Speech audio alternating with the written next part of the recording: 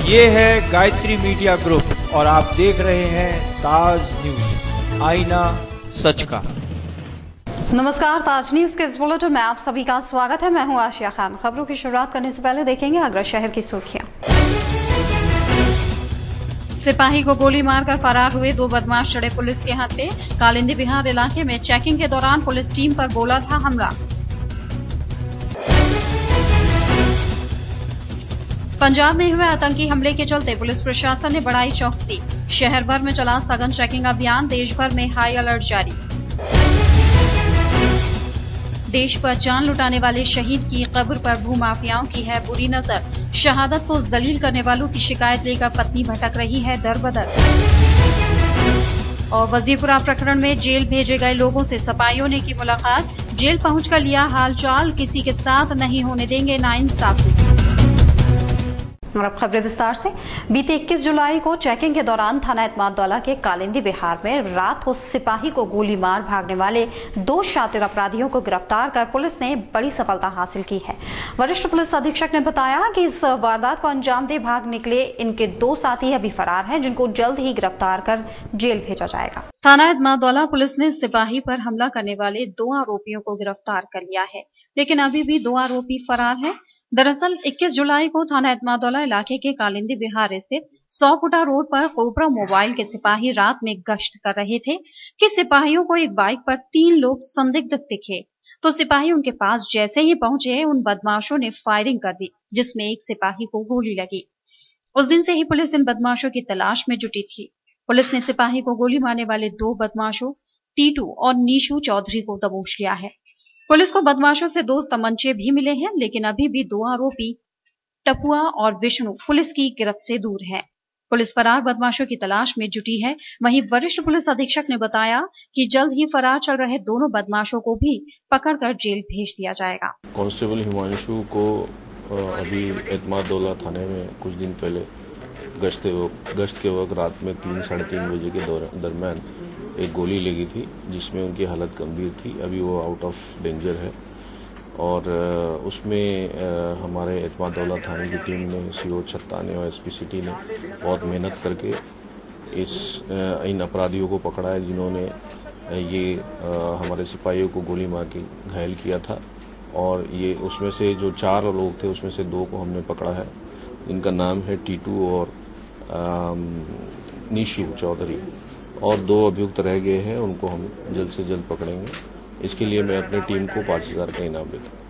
Train में लगातार होने वाली लूट और छिनैती की घटनाओं पर अंकुश लगाने के लिए एसपी रेलवे के निर्देशन में चलाए जा रहे चेकिंग अभियान में राजामंडी जीआरपी पुलिस को उस वक्त बड़ी सफलता हाथ लगी जब प्लेटफॉर्म नंबर 3 के पास आधा दर्जन संदिग्ध लोगों को गिरफ्तार किया, जो वहां जुआ खेल रहे थे, जिनके पास से तकरीबन 12,000 रुपए भी नकद बरामद हुए हैं।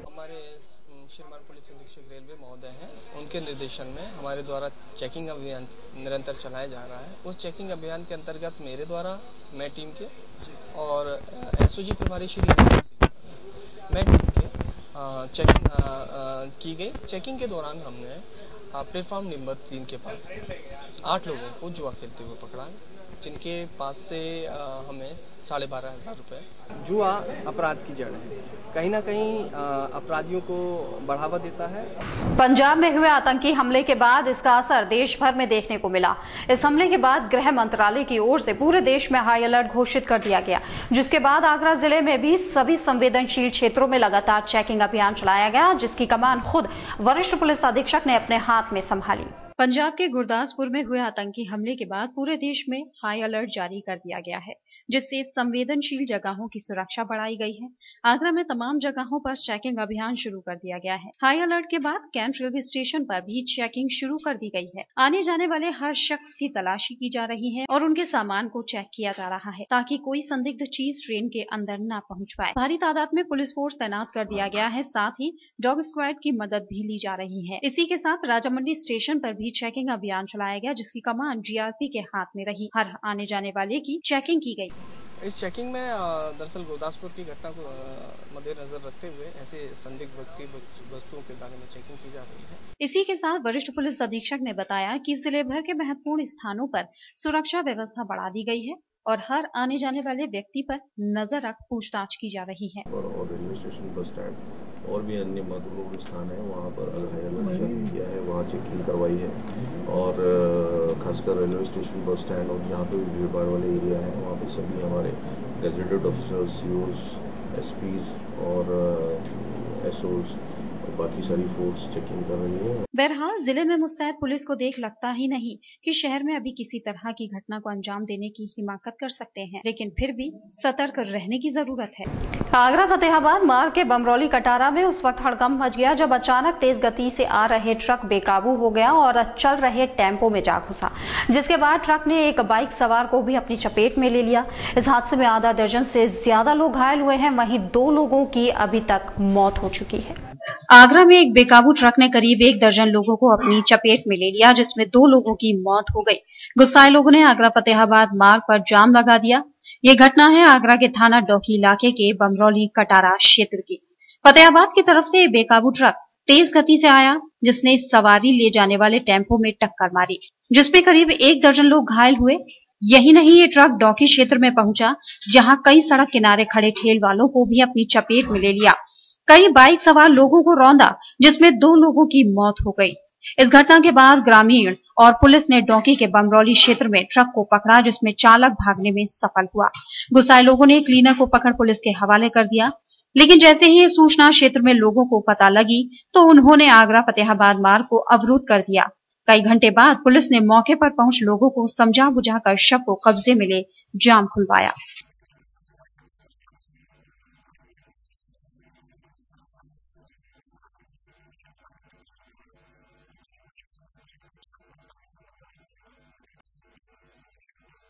शनिवार को थाना हरिपर्वत के वजीरपुरा में हुए उपद्रव के बाद पुलिस द्वारा कई गिरफ्तारियां की गईं। क्षेत्रवासियों का कहना है कि जिसमें कई बेगुनाहों को भी पुलिस द्वारा जेल भेज दिया गया, जिनसे मिलने सोमवार को सपा शहर अध्यक्ष जिला जेल पहुंचे और कैदियों से मुलाकात कर जल्द से जल्द उन्हें न्याय दिलाने का आश्वासन दिया। शनिवार को थाना हरिपर्वत के वजीरपुरा में टोरंट पावर द्वारा क्षेत्र में अंडरग्राउंड लाइन डालने को लेकर विवाद हुआ था, जिसमें क्षेत्रीय लोगों और पुलिस के बीच काफी पथराव भी हुआ।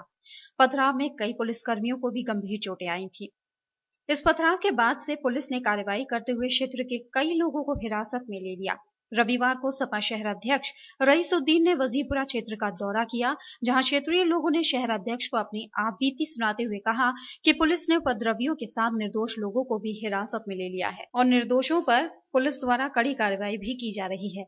ऐसी कड़ी में सोमवार को शहर अध्यक्ष रईसुद्दीन कुरैशी जेल में बंद लोगों से मिलने जिला जेल पहुंचे, जहां उन्होंने जेल में बंद लोगों से मुलाकात कर उन्हें जल्द से जल्द न्याय दिलाने की बात कही। इस मौके पर शहर अध्यक्ष के साथ जिला जेल के अंदर पीड़ितों से मिलने गए लोगों में सपा के वरिष्ठ नेता ठाकुर पवन सिंह, राहुल चतुर्वेदी, नितिन कोहली, गौरव जैन, महेंद्र खंडेलवाल, चौधरी भूपेंद्र सिंह व पवन समाधियां भी रहे। वजीरपुरा के प्रकरण में हम जब जेल मिलने आए हैं, नौजवान साथी हैं और कुछ बुजुर्ग हैं जो बिल्कुल जो बता रहे हैं, कहीं कोई ऑफिस में बैठा था, कोई कहीं बैठा था, घरों में से लाए। जो झगड़ा करने वाले थे वो तो भाग गए, जो इनोसेंट व्यक्ति हैं वो अंदर हैं। तो हम सरकार से और ये प्रशासनिक अधिकारियों से, पुलिस विभाग से बात करेंगे। अगर वो निर्दोष हैं तो उन्हें छुड़ाने का पूरा प्रयास होगा और पूरी कोशिश करेंगे, क्योंकि शांति व्यवस्था बनाना पहला हमारा धर्म भी बनता है और शांति व्यवस्था शहर में कायम रहनी चाहिए। उस दृष्टिकोण से हम लोग यहाँ पर सब कुछ देख रहे हैं, ठीक ठाक है आगरा। और आगरा क्योंकि सुलेकुल की धरती है और हमें बड़े प्यार और अमन के साथ रहना है। इसमें सपा के वार्ड के अध्यक्ष को, समाज पार्टी के लोग या जो भी लोग हों, जिस पार्टी के भी लोग हों, हम लोगों की प्रशासन से यही मांग रहेगी। इसके बाद हम लोग कप्तान साहब से भी बात करेंगे कि जो भी लोग निर्दोष हैं, हम ये नहीं कह रहे कि दोषियों को बाहर निकालो, जो भी लोग निर्दोष हैं या जिन लोग बाहर निकल के आ रहे थे या कोई आ जा रहा था या कोई अपनी बहन के आया हुआ था, हमने देखा कुछ लोगों से मिले यहाँ पर, कोई अपनी बहन के यहाँ से निकल रहा था, कोई सुबह नमाज के लिए जा रहा था, कोई घर से सब्जी लेके आ रहा था, कोई पार्टी की मीटिंग से लौट रहा था। उन लोगों को पुलिस ने उठा के जो बंद किया है, उसके लिए कप्तान साहब से बात करेंगे। जो भी लोग निर्दोष होंगे उनको बाहर निकाला जाएगा। हम लोग आज सभी समाजवादी पार्टी के लोग यहाँ जेल में सभी लोग मिलने आए हैं। जो जिस तरीके से टोरंट के द्वारा वहाँ काम किया जा रहा था और पुलिस ने बर्बरतापूर्वक उनको मारा है, जिन निर्दोषों को, उनके लिए सभी पार्टी के लोग नाराज हैं और ये एक मैसेज देना चाहते हैं कि भाई जो भी निर्दोष है उसको आप तुरंत जल्दी से जल्दी उनको बाहर निकाला जाए। दोषियों के खिलाफ कुछ भी करें, लेकिन निर्दोषों को एक भी को अंदर नहीं जाने दिया जाएगा। ये समाजवादी पार्टी के सभी के लोगों का संकल्प है। जेल में लोगों से मिलने आए थे और अंदर जाके पता चला कई लोग तो जो मस्जिद में नमाज कर रहे थे या कोई घर से निकला हुआ था, पुलिस ने उसको भी पकड़ के जेल भेज दिया है। हम लोग अब सब रईस भाई के नेतृत्व में जाके प्रशासन अधिकारियों से बात करेंगे। जो वीडियो में है उसको तो रखा जाए जेल में, पर जो निर्दोष है उनको रिहा किया जाए। जिला जेल के अंदर आरोपित लोगों से मुलाकात करके बाहर आए शहर अध्यक्ष ने जेल के बाहर खड़े आरोपित लोगों के परिवार को आश्वासन देते हुए कहा कि निर्दोषों के खिलाफ वे कोई कार्रवाई नहीं होने देंगे और सभी को जल्द ही न्याय मिलेगा। बीते दिनों वजीपुरा में एक टोरंट की अंडरग्राउंड लाइन बिछाने को लेकर हुए पथराव में पुलिस की कार्रवाई को गलत ठहराते हुए शहर कांग्रेस अध्यक्ष ने टोरंट को इस पूरे मामले का जिम्मेदार ठहराते हुए गुंडों द्वारा पथराव और मारपीट का आरोप लगाया है। कांग्रेस के पदाधिकारी जल्द ही टोरंट के खिलाफ आंदोलन करने की चेतावनी देते नजर आए। आगरा के उत्तर प्रदेश के अंदर कानून व्यवस्था नाम की कोई चीज़ नहीं है और जो हुआ बड़ा शर्म की बात है। हम कभी विरोध नहीं करते कि टोरंटो अपनी लाइनें ना बिछाए, टोरंटो बिछाए, मगर ये देखते हुए कि किसी को जनहानि ना हो, जन क्षति ना हो। अब आप देखिए बरसात का टाइम है, 200 साल 300 साल पुराने मकान है मोहल्ले के अंदर, और उस मोहल्लों में अगर आप 3-3, 2-2 फुट की गलियों में लाइन डालेंगे तो बरसात में क्या होगा? वो मकान गिर सकते हैं, जनहानि भी हो सकती है, क्षति हो सकती है। उसमें हम तो चाहते हैं कि एक सुंदर आगरा बने, बढ़िया आगरा बने, और वो जो है हमारे सबके लिए फ़ायदा है। आज हम लोग जो हमारे साथी जेल में बंद हैं उनको छुड़वाने की बात हम लोग कर रहे हैं और हमारा हाईकमान आज कोई ना कोई हमारे ऊपर लीडर आने वाले हैं और बराबर हमारे जिलाध्यक्ष शहर अध्यक्ष संपर्क में चल रहे हैं। अगर इस तरीके से इनकी यानी टोरंटो वालों की मनमानी चलती रही, टोरंटो वालों की मनमानी चलती रही तो गरीब जनता इस समय त्राय कर रही है। टोरंटो इतने लोग परेशान हैं, ये अपने गुंडा तत्व इस तरीके से बना के ग्रुप लेके चलते हैं शादावर्दी में, हर तरीकों के भाई संबंध है। रणनीति से पहले मैं आपको बता रहा हूँ, जो भाई एक किसी भी संगठन का जो अध्यक्ष होता है वो सर्वोपर होता है। कार्यकर्ता अगर कहीं उनको बुलाता है तो उनका दायित्व बनता है कि शहर अध्यक्ष वहाँ जाएँ, जिलाध्यक्ष वहाँ जाएँ। तो जहाँ उस क्षेत्र में वजीरपुरा क्षेत्र में जब अध्यक्ष जी को बुलाया गया लोगों ने कि भाई ये ऐसी बात है, वो 2 दिन पहले भी अध्यक्ष जी बोल गए भाई, तो अध्यक्ष कभी कोई नहीं चाहेंगे कोई झगड़ा हो, कोई बवाल हो। शहर में चलाए जा रहे अतिक्रमण अभियान का असर पूरे शहर में दिखाई दे रहा है, जहां लोग खुद ही अपने अतिक्रमण को तोड़ते दिखाई दे रहे हैं। कुछ ऐसा ही नजारा सोमवार को ताजगंज क्षेत्र की पुरानी मंडी चौराहे से नहारगंज तक चले अतिक्रमण अभियान में दिखाई दिया, जहां छोटे निर्माणों को छोड़ बड़े निर्माणों को जेसीबी की मदद से धराशायी किया गया। इस दौरान कभी भी किसी ने विरोध नहीं किया। हालांकि विरोध की आशंका के चलते थाने के फोर्स के साथ सीओ सदर भी मौके पर अभियान के साथ बने रहे। शहर में चलाए गए अतिक्रमण अभियान का असर अब दिखाई देने लगा है। यही कारण है कि जहां यह अभियान चलाया जाता है वहां के लोग खुद ही अपने अतिक्रमण को तोड़ते नजर आए हैं। कुछ ऐसा ही दिखा जब सिटी मजिस्ट्रेट रेखा एस चौहान के साथ राजीव राठी मैफोर्स के ताजगंज पुरानी मंडी चौराहे पहुंचे, जहां पहले ही ज्यादातर लोग अपने अतिक्रमण को तोड़ते नजर आए। हालांकि अन्य स्थानों की तरह यहाँ भी कुछ लोग हठधर्मिता का पालन करते नजर आए और थोड़ा सा हिस्सा ही तोड़कर इतिश्री कर ली, जिसे जेसीबी की मदद से जमींदोज कर दिया गया। जैसे जैसे महाबली आगे बढ़ रहे थे वहां बने अतिक्रमण देखते ही देखते जमींदोज होते चले गए। हम लोगों ने पुरानी मंडी चौराहे से और नाहरगंज तक वाले रूट को टेकअप किया है। इसमें हमने 2 दिन का इसमें टाइम लिया है। इसमें आज इसका फर्स्ट डे है और हम लोगों ने काफी सारे जो शॉप्स हैं जो आगे बढ़ी हुई थी उन सभी शॉप्स को, रैम्प्स को, टिन शेड्स को सबको जो है टेकअप किया है। वहाँ पर एक जगह 2 आमने सामने 2 मकान हैं, वहाँ पर सबसे ज्यादा संकरा जो है ताजगंज वाला रोड पर है। उस पर हम लोग पैमाइश कराने के लिए हमारी टीम लगी हुई है। पैमाइश और पेपर्स देख करके यदि आवश्यकता होती है तो हम उसको फिर उन दोनों मकानों का भी टेकअप करेंगे। इतना ही नहीं, सिटी मजिस्ट्रेट रेखा एस चौहान ने बताया कि यहाँ 2 मकान ऐसे हैं जो सड़क तक बने हुए हैं और अतिक्रमण की श्रेणी में नजर आ रहे हैं, लेकिन इनके कागजों की जांच करने के बाद एडी और नगर निगम दोनों की ही मकानों की पैमाइश करने के आदेश जारी किए हैं, ताकि सही पैमाइश कर इन पर भी कार्रवाई की जाएगी। लेकिन कहीं भी किसी भी अतिक्रमण को छोड़ा नहीं जाएगा। लोगों ने आज तो यहाँ सभी लोगों ने अपना सब हटा लिया है, लेकिन यहाँ देखा गया है कि यहाँ रोड जो है सारे कबाड़ी लोग अपना रोड पर जो है सामान रखते हैं। हम लोग इसमें जब्त करने वाली कार्रवाई करेंगे और इसमें और भी कड़ी कार्रवाई। आपको बता दें कि जिस रास्ते पर सोमवार को प्रशासन की टीम ने अतिक्रमण हटाओ अभियान चलाया था, वहां हर वर्ष ताजगंज की पुरानी राम बारात निकाली जाती है और हर बार अतिक्रमण के चलते निकलने वाली राम बारात को भारी दिक्कतों का सामना करना पड़ता है। इस मार्ग पर चलने वाले अतिक्रमण अभियान को लोगों का भी भरपूर सपोर्ट मिला और बिना किसी विरोध के अभियान आगे बढ़ता चला गया, जिसे देख अधिकारी भी खासे खुश दिखाई दिए और लोगों के सहयोग की सराहना की। फिलहाल यह वक्त हो चला एक छोटे से ब्रेक का, जल्द हाजिर होंगे, देखते रहिए ताज न्यूज।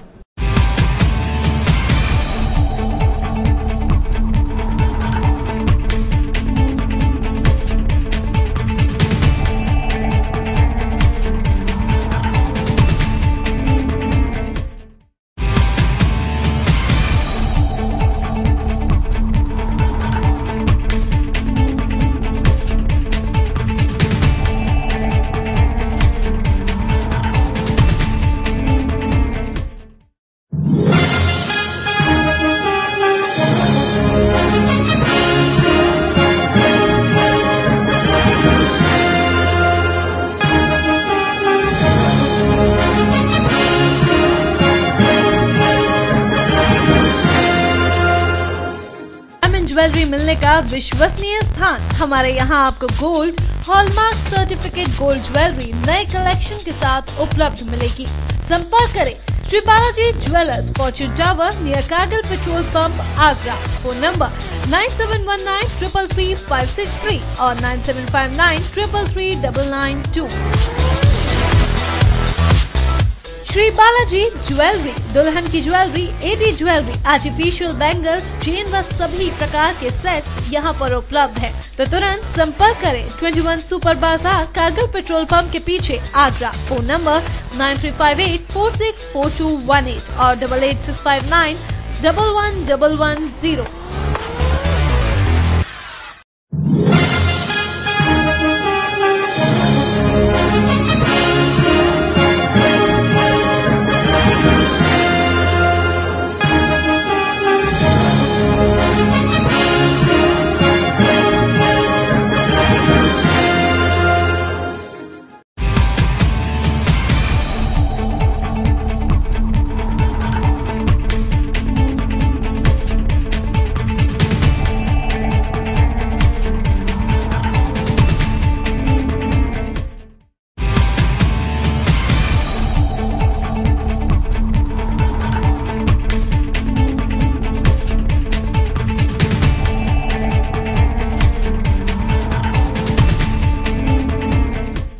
ब्रेक के बाद स्वागत है, देखते हैं अगली खबर। गरीब असहाय लोगों को और भी बेहतर इलाज मिले, इसलिए हेल्प आगरा ने एसएन मेडिकल कॉलेज को 2 माह पूर्व लेप्रोस्कोपी मशीन दी थी, जिसका लोकार्पण सोमवार को मुख्य विकास अधिकारी और सिटी मजिस्ट्रेट ने किया। इस मौके पर हेल्प आगरा के पदाधिकारियों का कहना था कि उनकी संस्था आगे भी समाज हित में ऐसे कार्य करती रहेगी। काफी लंबे समय से सामाजिक क्षेत्र में कार्य कर रही सामाजिक संस्था हेल्प आगरा ने 2 माह पूर्व मरीजों के इलाज में काम आने वाली laparoscopy machine SN medical college को दी थी, जिसका बहुत मरीजों ने लाभ भी उठाया। सोमवार को इसी मशीन का लोकार्पण मुख्य विकास अधिकारी दीपक मीना और सिटी मजिस्ट्रेट रेखा एस चौहान ने किया। इस मौके पर हेल्प आगरा के सभी पदाधिकारी भी मौजूद रहे। कार्यक्रम में भाग लेने आई सिटी मजिस्ट्रेट रेखा एस चौहान ने संस्था के इस कार्य की सराहना करते हुए कहा कि हेल्प आगरा शहर की जनता के लिए अच्छा कार्य कर रही है। इसका पूरा लाभ उन लोगों को मिलेगा जो अपना इलाज कराने में असमर्थ हैं। यहाँ हेल्प आगरा का एक लेप्रोस्कोपिक मशीन जो 2 महीने पहले यहाँ पर वर्क करना स्टार्ट किया था, आज इसका लोकार्पण कार्यक्रम था जिसमें हम लोगों को बुलाया गया। इस मौके पर संस्था के पदाधिकारियों का कहना था कि उनकी संस्था आगे भी समाज हित में ऐसे कार्य करती रहेगी, जिसका लाभ शहर की जनता को मिलेगा। प्रधानमंत्री के स्वच्छ भारत निर्माण अभियान के तहत लोहा मंडी के कार्बन गली में क्षेत्रीय लोगों के लिए नगर निगम की ओर से शौचालय का अनावरण किया गया, ताकि वहां के लोगों को खुले में शौच न जाना पड़े। क्षेत्रीय पार्षद की कोशिश के बाद सोमवार को नगर आयुक्त ने फीता काट नए शौचालय का उद्घाटन किया और अन्य स्थानों पर भी आवश्यकता अनुसार शौचालय बनाए जाने की बात कही। पर सार्वजनिक शौचालय बनाए गए हैं। कारवान मोहल्ले में भी एक सार्वजनिक शौचालय बनाया गया था। उस क्षेत्र के पार्षद हैं श्री राजपाल जी। राजपाल जी के अनुरोध पर वहाँ पर शौचालय बनाया गया, क्योंकि वहाँ पर ओपन डेफिकेशन, खुले में शौच की शिकायत थी और उसको दृष्टिगत रखते हुए वहाँ पर 2 शौचालयों का निर्माण हुआ है, महिलाओं के लिए अलग, पुरुष के लिए अलग। तो आज उसका लोकार्पण कार्यक्रम था ताकि खुले में शौच जाने की जो टेंडेंसी है उस पर रोक लगाई जा सके और लोगों को एक सुविधा मिल सके। तो स्थानीय लोगों को वो आज सौंपा गया है और उनसे अनुरोध किया गया है कि इसका रखरखाव वो स्वयं करें। स्थानीय समिति गठित की गई। एडीए को राजस्व की प्राप्ति और प्लॉट के साथ साथ भवनों की रजिस्ट्री कराने को लेकर होने वाली परेशानियों को दूर करने और एक ही छत के नीचे सभी व्यवस्थाएं करने के लिए एडीए में इन दिनों विशेष रजिस्ट्री कैंप का आयोजन एडीए में किया जा रहा है, जिसके चलते इन दिनों पहले से ज्यादा रजिस्ट्री की जा रही है, जिससे अधिकारी भी खासे खुश नजर आ रहे हैं। शासन का शीर्ष प्राथमिकता है कि अधिक से अधिक लोगों की रजिस्ट्रियां हों और उनको रजिस्ट्री एक ही पटल पर हो, इधर उधर भटकना पड़े। इसी उद्देश्य से हमने यहाँ प्राधिकरण प्रांगण में 27 से लेकर के 30 तारीख तक विशेष कैंप का आयोजन किया गया है, जिसमें आवंटियों की सुविधा के ध्यान में रखते हुए सभी रजिस्ट्रार लोग हमारे यहाँ उपस्थित हुए हैं और डीआईजी और एडीएम फाइनेंस इसका मॉनिटरिंग कर रहे हैं। समाजवादी पेंशन योजना के लक्ष्य समाप्ति के बाद भी कुछ लोग योजना के फॉर्म को बेच मोटा मुनाफा कमा रहे हैं, जबकि फॉर्म जमा न होने पर महिलाएं हंगामा करने को मजबूर है। योजना के बंद होने के बाद भी बट रहे फॉर्म को बेकार बताते हुए सपा भी महिलाओं को समझाने का प्रयास करते नजर आए, लेकिन महिलाएं सुनने को तैयार नहीं। ऐसे में अब इन फॉर्म का क्या होगा, यह आसानी से समझा जा सकता है। समाजवादी पेंशन योजना का लाभ पाने का सपना दिखाकर कुछ लोग इस योजना को बंद होने के बाद भी अपनी कमाई का साधन बनाए हुए हैं। यही कारण है कि फ्री में बिकने वाला फॉर्म 50 रुपए से लेकर 200 रुपए तक का गरीब लोगों को बेचा जा रहा है और पीड़ित अब उन्हीं फॉर्म को लेकर नगर निगम में जमा कराने के लिए पहुंच रहे हैं। लंबी लंबी लाइनों को देखते हुए नगर निगम प्रशासन ने भी मीडिया के जरिए योजना के बंद होने की जानकारी जनता को दी है, लेकिन जनता बिना जानकारी के ही नगर निगम अपने फॉर्म को जमा कराने पहुंच रही है। आप ही सुनिए क्या कहना है फॉर्म जमा करने वालों का। ने तो मतलब लास्ट जो डेट थी 30 तारीख तक की पड़ी है, लेकिन यहाँ पे आके देखा तो कुछ और ही नजारा मिल रहा है। अब क्या मालूम ये लोग सरकार क्या कर रही है क्या नहीं कर रही है, तो हमें मालूम नहीं है। इस मामले पर जब ताज न्यूज ने सपा पार्षदों से बात की तो वो भी इस योजना को बंद होने की बात कहते नजर आए। उनका कहना था कि कुछ लोग गलत तरीके से फॉर्म बेचकर लोगों को गुमराह कर रहे हैं, जिसका खामियाजा गरीब जनता को भुगतना पड़ रहा है।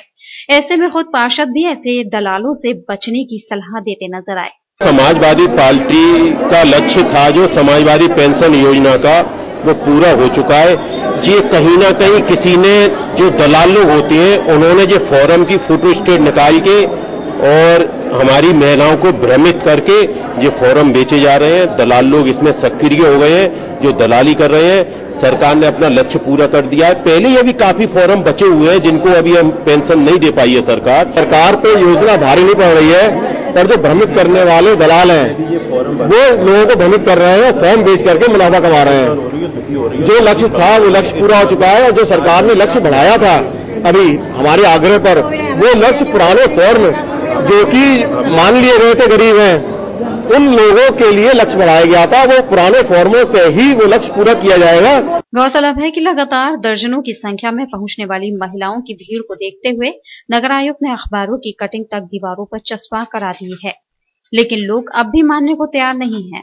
बहरहाल पैसे के लालच में लोगों को गुमराह करने वालों पर प्रशासन कब तक कार्रवाई करता है, ये देखने वाली बात होगी। वर्षों पहले अपने घरों से बेघर किए गए संत रविदास नगर के लोगों ने अब सरकार से इच्छा मृत्यु की मांग की है। सैकड़ों की संख्या में शहीद नगर स्मारक पर सामूहिक भूख हड़ताल पर बैठे लोगों का कहना है कि हर दरवाजे पर दस्तक देकर वो थक चुके हैं, इसलिए अब वो धरने के जरिए या तो अपने घर वापस लेंगे या सामूहिक भूखे प्यासे रहकर इच्छा मृत्यु को प्राप्त करेंगे। शहीद स्मारक पर सामूहिक भूख हड़ताल पर बैठे ये लोग संत रविदास नगर के निवासी हैं, जो देश और प्रदेश की सरकारों से इच्छा मृत्यु की मांग कर रहे हैं। इनका कहना है कि जिस स्थान पर वो वर्षों से रह रहे थे, वहां से देश की सेना ने उनको भगा दिया, उनके घरों को तोड़कर सड़क पर खड़ा कर दिया। इतना ही नहीं, जब इस अत्याचार की गुहार इन लोगों ने राजनीतिक और प्रशासनिक दरवाजों पर लगाई तो वहां भी इनकी अनसुनी की गई। यहाँ आगरा में एक बस्ती है संत रविदास नगर बिजली घर पे, वहाँ क्या होता है कि सेना आकर के कुछ गरीब लोगों को एक तरफा कार्रवाई करके बिना नोटिस दिए और उनके घरों पर बुलडोजर चलवा दिया है उन लोगों पर, और वहीं उसी के बगल में कोठियां हैं, क्लब हैं, उन पर कभी कोई कार्रवाई नहीं हुई। आज से पहले 10 साल पहले 12 साल पहले ऐसा ही होता है, इनकी बस्तियों को तोड़ दिया जाता है, जबकि इन बस्तियों के लिए विकास के लिए पैसा आ चुका है केंद्र से, तब भी न विकास हुआ न आज तक कुछ हुआ। अपने घरों को खो चुके संत रविदास नगर के लोगों की इस भीड़ में हर उम्र का सदस्य मौजूद है। इनमें बच्चे, बूढ़े और नौजवान, बेटे बेटियां भी शामिल हैं, जो देश के अच्छे दिन लाने वाले प्रधानमंत्री से गुहार लगा रहे हैं कि उनके अच्छे दिन कब आएंगे। संत रविदास नगर की भीड़ में शामिल हर सदस्य ने देश और प्रदेश की सरकारों को चेताया है कि अगर उन्हें उनके मकान वापस नहीं मिले तो वो भूखे रहकर अपना दम तोड़ देंगे। हमारी रविदास नगर में हमारे घर थे 50 साल पुराने, कम से कम 12 साल से ये लोग हर बार उन्हें तोड़ते हुए आए, हर बार हमें सड़क पर फुटपाथ पे बैठा देते हैं लाके हर बार। तो हमने इससे अच्छे से समझा कि हम यहीं पे आ जाएं, यहीं पे मर जाएं। क्या नरेंद्र मोदी जी, हम आपकी बेटियां नहीं हैं? आप तो ये कहते हो बेटियों को पढ़ाओ लिखाओ, उन्हें बचाओ, उनकी हत्या मती ना करो। समस्या ये 2002 में भी तोड़ी गई थी, तब भी हम बसे उसमें। फिर भी उसके बाद में 2012 में 4 तारीख को बाधा तोड़ने का वो 5 तारीख का था, 4 तारीख में तोड़ दिया। अब साहब हम फुटपाथ पर आ गए, हम लोगों को डीएम से यानी मंत्री से भी सब जगह होया है, किसी ने हमारी सुनाई नहीं की। अब लिहाजा ये है कि हमारा रविदास नगर को लौटा दे और हम मृत्यु दंड दे देंगे। शहीद स्मारक पर धरना दे रहे संत रविदास नगर के लोगों को भूख हड़ताल करते हुए 3 दिन हो चुके हैं, लेकिन इनकी सुध लेने के लिए अभी तक ना तो कोई राजनीतिक जनप्रतिनिधि आया है और ना ही कोई प्रशासनिक अधिकारी। सामूहिक में करीब 200 लोग शामिल हैं, जिनमें छोटे बच्चे और बूढ़े बुजुर्ग भी शामिल हैं, जिन्होंने अपने अधिकार के लिए अन्न जल त्याग रखा है। 3 दिन बीतने के बाद भी कई लोगों की हालत बिगड़ने लगी है और कईयों को चिकित्सा के लिए भेजा गया है और बाकी धरने पर डटे हुए हैं, जिनका कहना है कि या तो मरेंगे या अपने मकान वापस लेंगे। धरना दे रहे लोगों की मांगे जायज हैं या गैर कानूनी, वो एक अलग विषय है, लेकिन फिलहाल जिन मांगों को लेकर भूख हड़ताल कर रहे हैं, इन लोगों की हालत बिगड़ने लगी है। अगर जल्द ही आने वाले दिनों में इन लोगों को कोई राहत नहीं मिली तो हालात और भी बिगड़ सकते हैं, जो प्रशासनिक और राजनीतिक चेहरों के लिए समस्या खड़ी कर सकते हैं। श्रम विभाग इन दिनों बच्चों से मजदूरी करवाने वालों के खिलाफ अभियान चलाए हुए है। सोमवार को श्रम विभाग की टीम ने आगरा शहर की सीमा पर जगह जगह छापे मारे और दर्जन भर बच्चों को हिरासत में लिया। वहीं बच्चों से मजदूरी कराने वाले लोगों के खिलाफ कड़ी कार्रवाई करने की बात कही। फिलहाल श्रम विभाग की टीम ने बच्चों को मेडिकल कराने तक अपनी हिरासत में ही रखा। श्रम विभाग के आदेश पर विभागीय अधिकारियों ने बाल श्रम को रोकने के लिए और बच्चों को राहत देने के लिए सोमवार को एक अभियान चलाया, जिसमें श्रम अधिकारियों ने 10 बच्चों को अलग अलग जगहों से अपनी हिरासत में लिया और जिन दुकानों पर ये बच्चे काम करते पाए गए, उन दुकान मालिकों के खिलाफ कागजी कार्रवाई की। श्रम अधिकारियों ने बच्चों को अपनी हिरासत में लेकर उनका मेडिकल कराना चाहा, जो श्रम अधिकारियों की लेट लतीफी के चलते नहीं हो पाया। वहीं बच्चों के परिजन श्रम अधिकारियों के आगे पीछे दौड़ते दिखे। बच्चों को बाल श्रम से मुक्त कराने वाला यह अभियान बच्चों को भूखा प्यासा और आपराधिक तस्वीर में ढालता देखा गया। श्रम अधिकारियों ने ढाबों और दुकानों से जिन बच्चों को पकड़ा, उन्हें अपराधियों की तरह सड़क किनारे बैठाए रखा, जहाँ लोगों की नजरें बच्चों से हजारों सवाल कर रही थी। वहीं इस अभियान में श्रम अधिकारी भी बच्चों के प्रति बेहद रूखे स्वभाव को देखा गया। एक शू फैक्ट्री से बेरोजगार किए गए मजदूरों को लेकर ऑफिस में भी इंसाफ नहीं मिल रहा, इसलिए मजदूर अब इंसाफ लेने के लिए सड़क पर लड़ाई लड़ेगा। ये कहना है मजदूर नेता दिनेश गौतम का, जो श्रम कार्यालय पर बेरोजगार किए गए मजदूरों की पैरवी करने गए थे, लेकिन निश्चित समय लेने के बाद भी डीएलसी अपने कार्यालय से नदारद दिखे, जिससे नाराज मजदूरों ने श्रम कार्यालय पर डीएलसी और फैक्ट्री मालिकों के खिलाफ नारेबाजी की। आज 27 तारीख को डीएलसी महोदय के समक्ष जो है बिरोला कंपनी की तरफ से वार्ता थी और उस वार्ता में बिरोला कंपनी के लगभग 50 मजदूरों को कंपनी मालिक ने न तो उनका वेतन दिया और न ही उनको काम दिया। उनको वेतन भी नहीं दिया, काम भी नहीं दिया, कंपनी से निकाल दिया है और खुला शोषण कर रहे हैं। श्रम कानूनों का कहीं पालन नहीं है, फैक्ट्री एक्ट का पालन नहीं है और पिछले 2 साल से हम आंदोलित हैं। डीएम साहब परमिशन नहीं देते कि इसकी जांच हो। जूता श्रमिकों को नियमों के मुताबिक भी नहीं मिल पा रहा है वेतन, जिसको बढ़ाने की मांग को लेकर जूता मजदूरों ने जिला प्रशासन से गुहार लगाई है, जिनके मुताबिक आगरा में स्थापित सैकड़ों जूता फैक्ट्रियों में श्रम अधिनियम का पूरी तरह से पालन नहीं होता है। उन्होंने बढ़ती महंगाई के दौर में मजदूरों को कानूनी हक दिलाने पर जोर दिया। आगरा की जूता फैक्ट्रीज में श्रम कानूनों के बनते माहौल को लेकर जूता कारीगरों ने सरकारी तंत्र का दरवाजा खटखटाया है, जहां मजदूरों को उनके मेहनत का वाजिब दाम नहीं मिलता है। इस संबंध में श्रमिकों का एक प्रतिनिधिमंडल जिला प्रशासन के अफसरों से मिला और श्रम कानूनों के पालन कराने की बात पर जोर दिया। उनका कहना है कि फैक्ट्रीज एक्ट के मुताबिक मैनेजमेंट के लोग काम नहीं करते हैं, जिससे कड़ी मेहनत के बाद भी गरीब कारीगरों को उचित मेहनताना नहीं मिल पाता है। इसके लिए उन्होंने केंद्र सरकार से भी नए नियम बनाने की अपील की है। भारत सरकार से हम मांग करते हैं कि मजदूरों के लिए 15,000 न्यूनतम मजदूरी का आदेश जारी हो, एक विधेयक पास करके कानून बना करके इनके लिए 15,000 न्यूनतम मजदूरी की जाए। भारत के प्रधानमंत्री जी 125 करोड़ जनता को सम्मान और हक दिलाने की बात करते हैं। जूता मजदूर भी 125 करोड़ जनता में शामिल है। अगर भारत के प्रधानमंत्री जी कुछ करना चाहें तो इसमें सरकार का एक चवन्नी नहीं लगेगी। सिर्फ आदेश पारित करना है, एक विधेयक पारित करना है, इसके बाद इनको इनका हक अपने आप स्वतः ही मिलने लग जाएगा। गौरतलब है कि कमरतोड़ महंगाई के दौर में शहर के इस विख्यात उद्योग में दिन रात एक करने वाले कारीगर कटिंग, फिटर, पेस्टिंग और न जाने कितने तरह के कामों में पसीना बहाते हैं, जिसके लिए जमीनी स्तर पर प्रयास किए जाने की बात पर जोर दिया गया ताकि उनके साथ भी मानवतापूर्ण व्यवहार हो सके। फिलहाल यहाँ रुकेंगे एक छोटे से ब्रेक के लिए, जल्द हाजिर होंगे। देखते रहिए ताज न्यूज।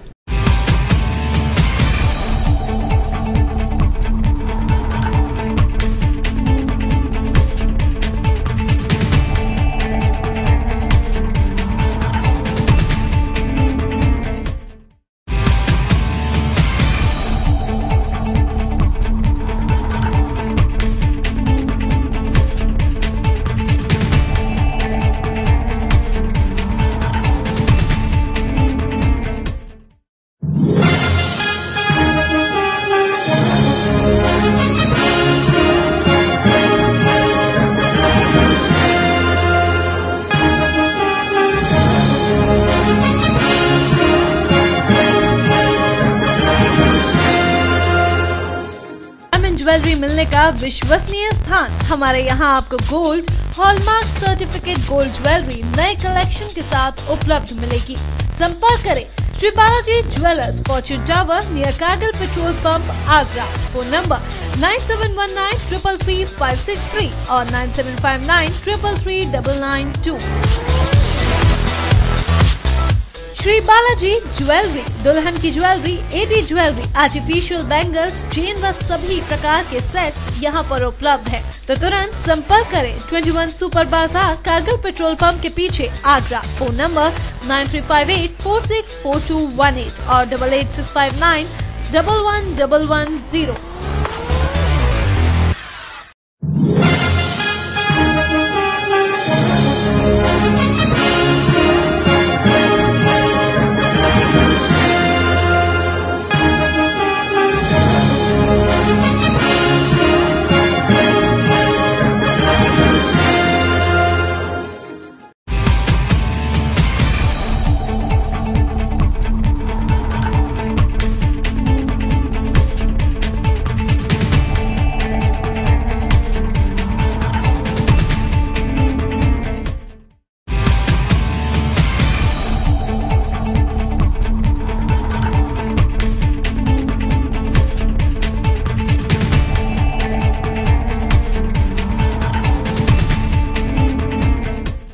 ब्रेक के बाद स्वागत है। देखते हैं अगली खबर।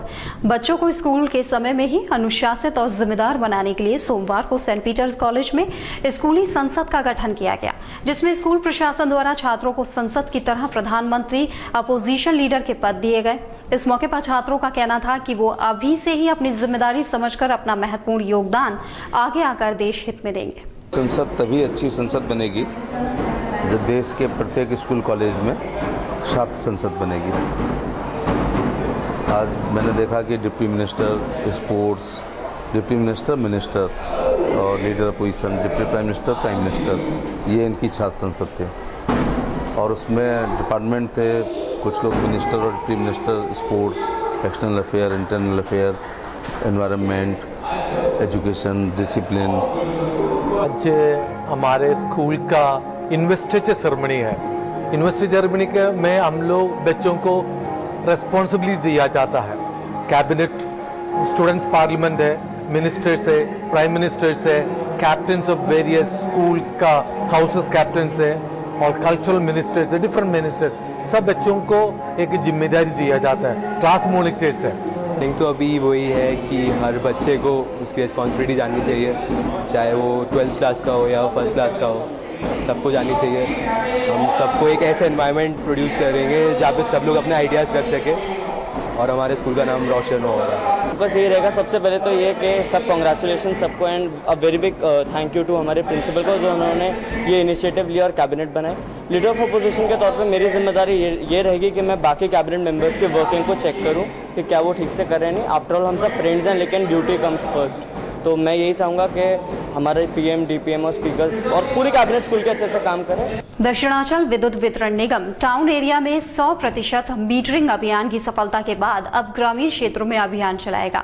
दक्षिणांचल अधिकारियों की माने तो उनका उद्देश्य आने वाले समय में उपभोक्ताओं को पर्याप्त मात्रा में बिजली सप्लाई कराना है और ये तभी संभव होगा जब बिजली चोरी और बिजली सप्लाई के बिलों का समय पर भुगतान हो पाएगा और इसीलिए हर घर पर बिजली मीटर लगना जरूरी है। प्रमुख सचिव की वीडियो कॉन्फ्रेंसिंग में मिली फटकारों की बरसात के बाद डीवीएनएल अधिकारी 2 माह तक पसीना बहाते हुए नजर आएंगे। दक्षिणांचल अधिशासी अभियंता राजीव जैन ने बताया कि प्रमुख सचिव की वीडियो कॉन्फ्रेंसिंग में विभाग को घाटे से उबारने की हर संभव कोशिश करने के आदेश प्राप्त हुए हैं, जिसे ध्यान में रखते हुए डीवीएनएल उपभोक्ताओं के खराब मीटरों को बदलेगा, मीटरों के लोड बढ़ाए जाएंगे, बिजली चोरी को खत्म किया जाएगा और नए कनेक्शन भी दिए जाएंगे।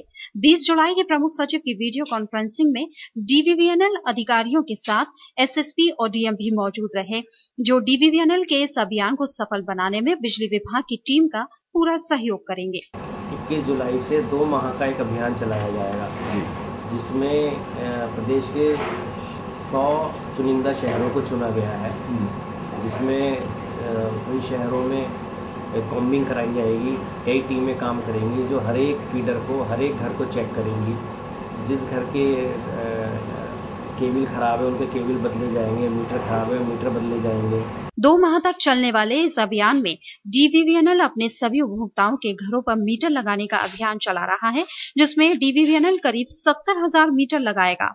विभागीय अधिकारियों के अनुसार इस अभियान की सफलता वर्षों से घाटे में चल रहे डीवीएनएल को फायदा दिलाने में मदद करेगी। डीवीएनएल ने इस अभियान को सफल बनाने के लिए 70 टीमों को जिम्मेदारी सौंपी है, जो 150 लोगों की संख्या में उपभोक्ताओं के घरों पर जाकर अभियान को सफल बनाने का भरसक प्रयास करेंगे। हाईकोर्ट बेंच के लिए स्थापना संघर्ष समिति अब जनता को भी जोड़ने का काम करेगी, जिसके तहत गांव, तहसील और ब्लॉक स्तर पर जनसंपर्क अभियान चलाया जाएगा। समिति के पदाधिकारियों ने बताया कि पब्लिक को परेशान किए बिना इस आंदोलन को प्रभावी तरीके से आगे बढ़ाया जाएगा। उन्होंने पत्रकार वार्ता के दौरान समिति के चुनाव करार विधिवत तरीके से खंडपीठ की लड़ाई लड़ी जाएगी। आगरा में चल रही हाईकोर्ट बेंच की लड़ाई को लेकर विधि मंत्री के आश्वासन से वकीलों में भारी राहत है, जिनको अपने प्रयासों पर पूरा भरोसा है। 1 साल में ठोस निर्णय लेने के वादे के बाद जिन्होंने फिलहाल अपनी योजना बदल दी है। पत्रकार वार्ता के दौरान वकीलों ने जानकारी देते हुए बताया कि उनकी योजना है कि वादकारियों को असुविधा हुए बगैर आंदोलन को आगे बढ़ाया जाए। पहला तो यह है कि जो केंद्र सरकार के वित्त मंत्री और विधि मंत्री जी से जो मुलाकात हुई, उसे आज हमें आपके माध्यम से जनता तक ये पहुंचाना कि उनसे हमारी क्या वार्ता हुई। उन्होंने ये आश्वस्त किया है कि 2 महीने बाद जो आपका ये जो मानसून सत्र चल रहा है, इसके बाद में सारे मंत्रीगण जो इसमें निर्णय लेंगे वो सही बैठ कर के विचार विमर्श करेंगे और उसके बाद 1 साल के अंदर शायद खंडपीठ के ऊपर कोई निर्णय होना संभव है। अब हम ये इस बात को स्थापित करेंगे जनता के बीच जाकर, तहसील में जाकर, कि हम बिना आंदोलित हुए, बिना हड़ताल को किए इस बात को इतनी मजबूती कह चुके हैं। और आगरा का विकास और आगरा का उत्थान खंडपीठ आंदोलन के साथ हो सकता है। जब हम ये स्थापित कर लेंगे तो जनता हमारे संग जुड़ जाएगी और राज्य मंत्रियों को सोचना पड़ेगा कि अब जनता इनके साथ है। इस दौरान समिति के सदस्य हेमंत भारद्वाज ने कहा कि आने वाले सितंबर माह में खंडपीठ स्थापना संघर्ष समिति के चुनाव कराए जाएंगे, जिसमें पदाधिकारियों को 2 वर्षों के लिए चयन कर आंदोलन को जन सहभागिता के साथ चलाने के प्रयास किए जाएंगे। उनके मुताबिक इसके लिए गांव से लेकर तहसील और ब्लॉक तक जनसंपर्क किया जाएगा। वकीलों ने इस मौके पर आपसी मतभेद भी खत्म कर नए जोश के साथ काम करने का ऐलान किया है। आदर्श घर की कल्पना के लिए बजरंग दल ने चलाया विशेष अभियान, जिसके तहत उन्होंने सांस्कृतिक और धार्मिक महत्व रखने वाले तुलसी के पौधे का वितरण किया।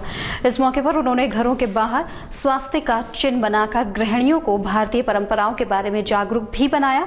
बजरंगियों ने बताया कि स्वर्ण जयंती मनाते हुए वो पूरे देश में एकजुटता का संदेश दे रहे हैं। हिंदुओं को एकजुट करने के लिए बजरंग दल ने मुहिम शुरू कर दी है। सोमवार को प्रतापनगर में तुलसी के पौधे वितरित कर हिंदू एकजुटता अभियान चला रहे हैं। हर घर पर स्वास्तिक निशान बनाकर बजरंग दल ने हिंदू परिवारों को एकजुट करने का संदेश दिया है। इस हिंदुवादी संगठन के पदाधिकारियों ने बताया कि यह अभियान शहर भर में चलाया जाएगा। ये विश्व हिंदू परिषद का स्वर्ण जयंती वर्ष चल रहा है। विश्व हिंदू परिषद को आज 50 वर्ष पूरे हो गए हैं, 1 साल होने को आ गई है।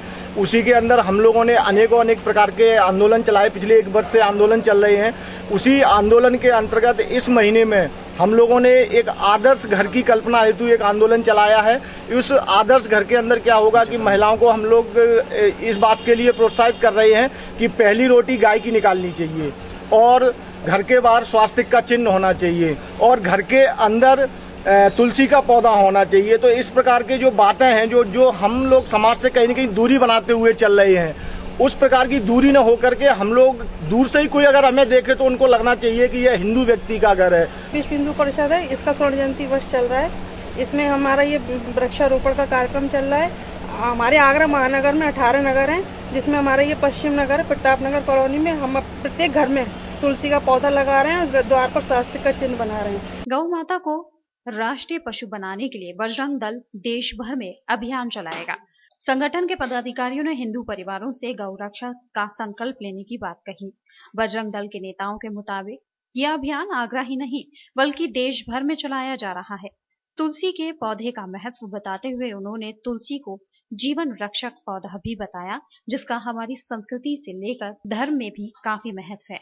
उत्तर भारत के ऐतिहासिक श्रावण मास के मेले को लेकर राजेश्वर मंदिर मेला समिति हुई सक्रिय, जिसने जिला प्रशासन से आयोजन क्षेत्र में जरूरी प्रबंध कराने की मांग उठाई। मेला कमेटियों के कई लोगों ने इस संबंध में अधिकारियों को ज्ञापन सौंपा और समय रहते सारी तैयारियां पूरी कराने की अपील की। राजपुर चुंगी स्थित प्राचीन राजेश्वर मंदिर पर श्रावण महीने के प्रथम सोमवार को एक विशाल मेला लगने जा रहा है। मेले लगने में कुछ समय शेष है, लेकिन क्षेत्र की व्यवस्था बहुत खराब है। जगह जगह जलभराव, कूड़े के ढेर लगे हैं, सभी नाले चौक पड़े हैं, जिससे भक्तों को काफी परेशानी का सामना करना पड़ सकता है।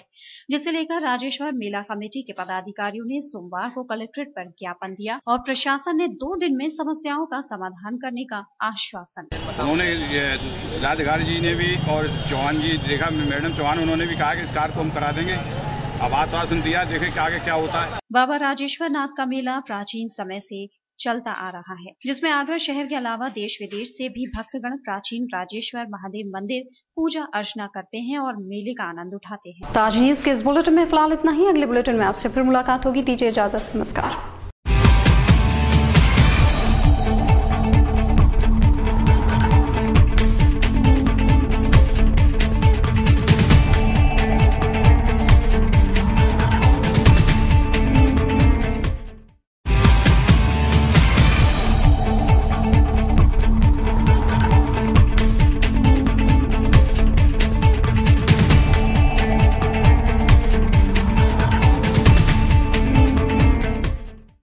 ये है गायत्री मीडिया ग्रुप और आप देख रहे हैं ताज न्यूज, आईना सच का।